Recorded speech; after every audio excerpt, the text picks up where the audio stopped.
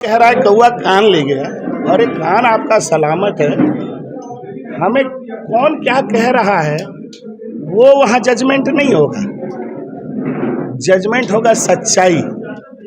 अगर 1913 की चिट्ठी में हम हैं तो वे भी हैं, मैं अकेले तो नहीं हूँ, मेरा तो अकेले नोटिफिकेशन नहीं हुआ है, अकेले नोटिफिकेशन नहीं हुआ है। और नोटिफिकेशन हुआ क्यों?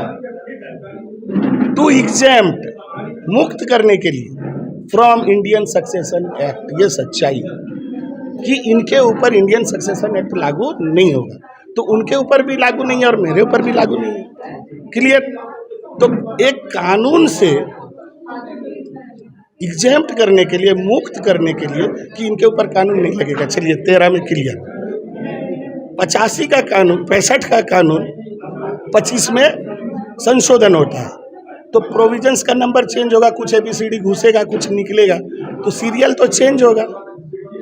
तो पुनः सरकार को जरूरत पड़ा कि चिट्ठी निकाल दो भाई, और कौन कौन से प्रोविजंस नहीं लागू हैं। आप 31 का चिट्ठी बढ़िया से पढ़ लीजिएगा या हमसे ले लीजिएगा, मैं दिखा दूंगा कि 290 धाराएं हमारे ऊपर लागू नहीं है और मात्र 320 धाराएं।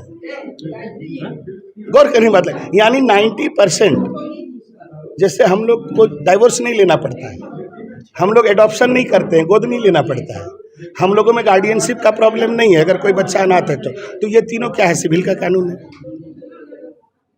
तो ना मैरिज में हमको जाना पड़ता है कोर्ट, ना डिवोर्स लेने के लिए जाना पड़ता है कोर्ट, क्योंकि सांझा ब्याह हमारा प्रचलन है, मेरी परंपरा है।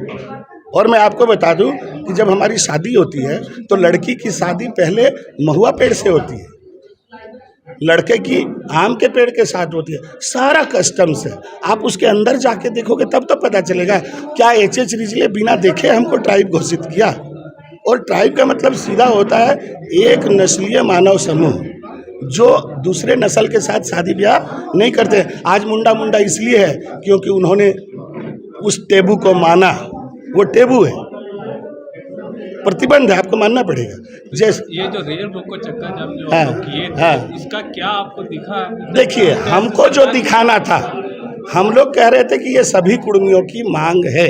झारखंड में हम इतनी बड़ी आबादी हैं, तो हम मुंह से बोल रहे थे तो लोग को समझ में नहीं आ रहा था कहाँ है। हम लोगों ने 40 जगह पर दिखला दिया कि कुर्मी है या नहीं है। सरकार जागे, क्या इतनी बड़ी आबादी के साथ आप बेईमानी पर बेईमानी करते जाओगे? आप लोग सच्ची बात को नहीं जानते हैं, हम लोग सच्चाई को आंखों से देखे हैं। झारखंड आंदोलन में CB सोरेन क्या केवल संथाल एरिया घूमते थे? हैं? अधिकांश समय वे कुर्मियों के साथ और कुर्मी घरों में व्यतीत करते थे, और कुर्मी ही उन्हें सबसे ज़्यादा संरक्षित और सुरक्षित भी करते थे। कोई दुर्भावना नहीं थी। 87 के झुंझका बैठक में एनी होरो ने कहा, बहुत बड़ा मीटिंग था जिसमें बूटा सिंह आए हुए थे। यानी एक सूरज के तरह सच्चाई है, यहाँ नया बनने का बात नहीं है।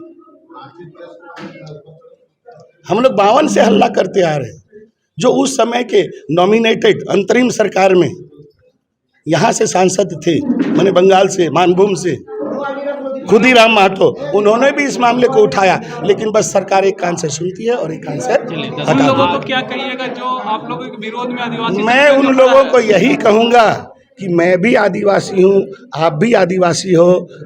एक आदिवासी दूसरे आदिवासी को अगर गाली देता है तो ये आदिवासियत के लिए सम्मान की बात नहीं है, और ये आदिवासी पहचान नहीं है। क्योंकि सदियों से, अगर वो कह रहे हैं हजारों साल से हैं, हम भी हैं, क्या हजारों सालों में एक भी क्लेश है, एक भी युद्ध है कि मुंडा और कुर्मी लड़ा, संथाल और कुर्मी लड़ा? ये सच्चाई है। यहाँ देखिए, यही एक राज्य है जहाँ आज तक अन्य जाति, जो भी जातियाँ आई, कालांतर में बहुत जातियाँ आई हैं 1765 के बाद में, क्या यहाँ पर जाति विद्वेष है या कुर्मी किसी के साथ जाति विद्वेष रखता है? सुदेश महतो ने पार्टी बनाई, क्या केवल कुर्मियों को रखा?